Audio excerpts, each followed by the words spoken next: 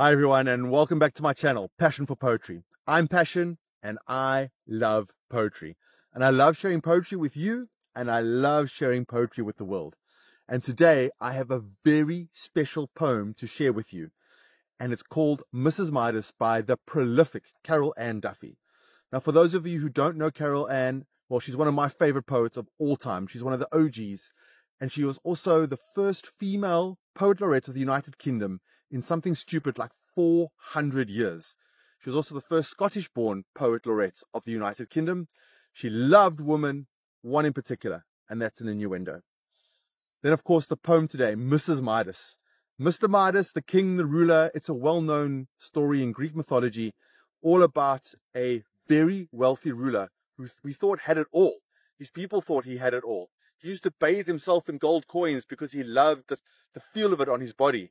And he thought that that was what made him happy. And he eventually wanted a wish granted that whatever he touched, it would turn to gold. He thought that would make him even happier. And it just so happened that the god of wine and celebration granted him that wish. First, he gave him a warning and said, "Are you absolutely sure, King Midas?" And King Midas said, "Of course I am. I know what I'm doing. Grant me my wish, please." And the wish was granted. And at first, he was having the time of his life. Everything he touched turning to gold before his eyes. Until eventually, well, let me not ruin it. Let's jump into the poem from Mrs. Midas's perspective. Okay, here we go. Mrs. Midas by Carol Ann Duffy. It was late September. I'd just poured a glass of wine, begun to unwind, while the vegetables cooked. The kitchen filled with the smell of itself, relaxed, its steamy breath gently blanching the windows. So I opened one, and with my fingers wiped the other's glass like a brow. He was standing under the pear tree, snapping a twig.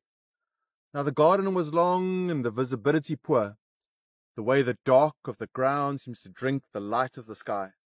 But that twig in his hand was gold. And then he plucked the pear from a branch. We grew fondante d'automne, and it sat in his palm like a light bulb on. I thought to myself, is he putting fairy lights in the tree? He came into the house. The doorknobs gleamed. He drew the blinds. You know the mind. I thought of the field of the cloth of gold, and of Miss Macready. He sat in that chair like a king on a burnished throne. The look on his face was strange, wild, vain. I said, "What in the name of God is going on?" He started to laugh. I served up the meal. For starters, corn on the cob. Within seconds, he was spitting out the teeth of the rich. He toyed with his spoon, then mine, then with the knives, the forks. He asked, where was the wine? I poured with a shaking hand, a fragrant, bone-dry white from Italy, then watched as he picked up the glass, goblet, golden chalice, drank. It was then that I started to scream. He sank to his knees. After we'd both calmed down, I finished the wine on my own, hearing him out. I made him sit on the other side of the room and keep his hands to himself. I locked the cat in the cellar. I moved the phone.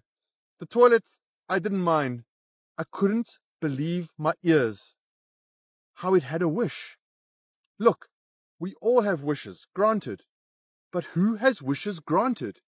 Him. Do you know about gold? It feeds no one. Aurum, soft, untarnishable, slakes no thirst. He tried to light a cigarette. I gazed, entranced, as the blue flame played on its luteous stem. At least, I said, you'll be able to give up smoking for good. Separate beds. In fact, I put a chair against my door, near petrified. He was below, turning the spare room into the tomb of Tutankhamun. You see, we were passionate then, in those Helicon days, unwrapping each other rapidly like presents, fast food. But now I feared his honeyed embrace, the kiss that would turn my lips to a work of art. And who, when it comes to the crunch, can live with a heart of gold? That night, I dreamt I bore his child, its perfect all limbs, its little tongue like a precious latch, its amber eyes holding their pupils like flies. My dream milk burned in my breasts. I woke to the streaming sun. So we had to move out. We'd a caravan in the wilds, in a glade of its own. I drove him up under the cover of dark. He sat in the back. And then I came home, the woman who married the fool who wished for gold. At first, I visited, odd times, parking the car a good way off, then walking. You knew you were getting close, golden trout on the grass. One day, a hare hung from a larch, a beautiful lemon mistake. And then his footprints, glistening next to the river's path. He was thin, delirious. Hearing, he said, the music of Pan from the woods. Listen, that was the last straw. What gets me now is not the idiocy or greed, but lack of thought for me. Pure selfishness. I sold the contents of the house and came down here. I think of him in certain lights. Dawn, late afternoon, and once a bowl of apples stopped me dead. I miss most, even now, his hands, his warm hands on my skin, his touch. I am just blown away by the meanings and the way she brings the story together. I want to dive through it now with you guys. The Midas touch. Let's talk about it. What I really love about Carol Ann Duffy and her poetry is that she uses such simple words, but in a complex way. And she ties up the words with such meaning that you feel like a hostage who's really enjoying the experience. If I just start to look at the first few lines, she sets the scene so beautifully.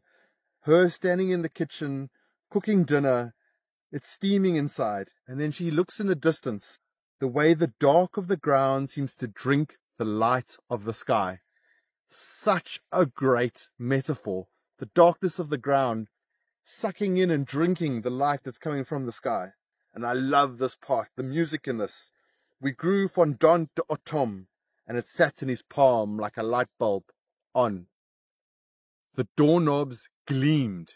You can just see that gold, that light of the doorknob in your mind's eye. Another line I love here is that she just brings up with the rhythm and the music. He drew the blinds, you know the mind. And we all know how the mind can play tricks on us. Another beautiful part here where the imagery she uses is just so vivid. And I love poetry with beautiful image, beautiful music, beautiful rhythm. Those are the types of poems that really talk to me and really get me excited. For starters, corn on the cob. Within seconds, he was spitting out the teeth of the rich, spitting out golden teeth, which is actually the corn. And then, of course, poor Mrs. Midas says, I made him sit on the other side of the room and keep his hands to himself. I locked the cat in the cellar. I moved the phone. The toilets I didn't mind. And that's a very cheeky one there because the toilet is also known as the Golden Throne.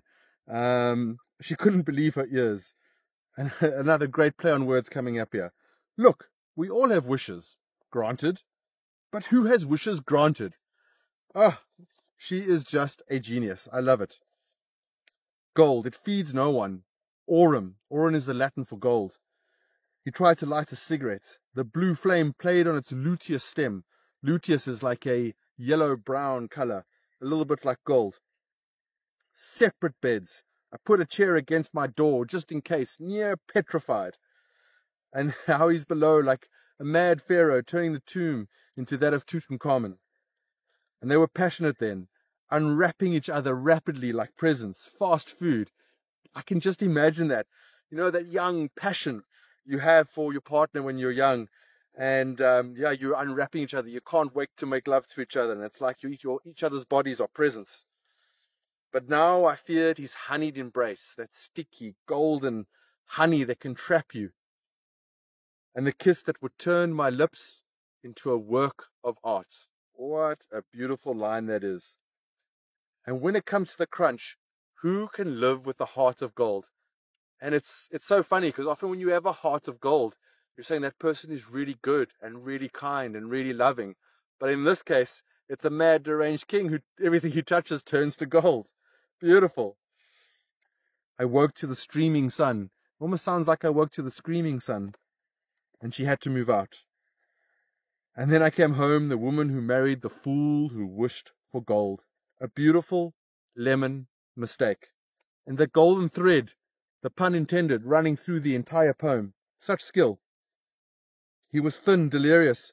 He said, the music of Pan from the woods. Listen, that was the last straw. Poor Mrs. Midas has had enough. And what gets her now is the idiocy, the greed, and just the pure selfishness, which is what it actually was. And in the actual myth and the legend of Midas, he actually hugs his daughter, his most beloved possession, and turns her into a golden statue. Luckily, there is retribution for him, which I'll tell you about just now. I think of him in certain lights. Dawn, that golden color of dawn, late afternoon when the sun is really bright, big golden globe. But what I miss most, even now, is of course this weapon of his hands, and of course that touch on her skin, which she'll never feel again. Incredible writing. It's not just a poem, I feel like it's a story, and well worth the read again. Please wind back if you want to hear the reading again, just so that you do know there is, in the myth of legend, a happy ending where he pleads the god that granted him wish to please take this power away from him, and the god feels sorry for him and does take away the power that he granted. And when he gets back home, everything that turned to gold is once again in its true state, or its former state. I hope you really enjoyed this poem as much as I did. I loved sharing it with you. I have so many more exciting poems to come. The next two are going to be shorter poems, a little bit more serious with great meaning. Can't wait for you to hear those. And then after that, I'm going to be reading you one from the legend himself, also a poet laureate to the Some of the US, Mr. Billy Collins. If you haven't heard of him, and if you have, tune in. You're going to absolutely love it. And if you enjoyed this content, please like and subscribe. It really helps me to grow my channel, to reach more ears and eyes like yours, and just gets this delivered to your hotbox on a weekly basis. My goal is audacious. I want to get to 5 million subscribers and just share the beauty of words and poetry with the world. Look forward to seeing you again. Bye-bye.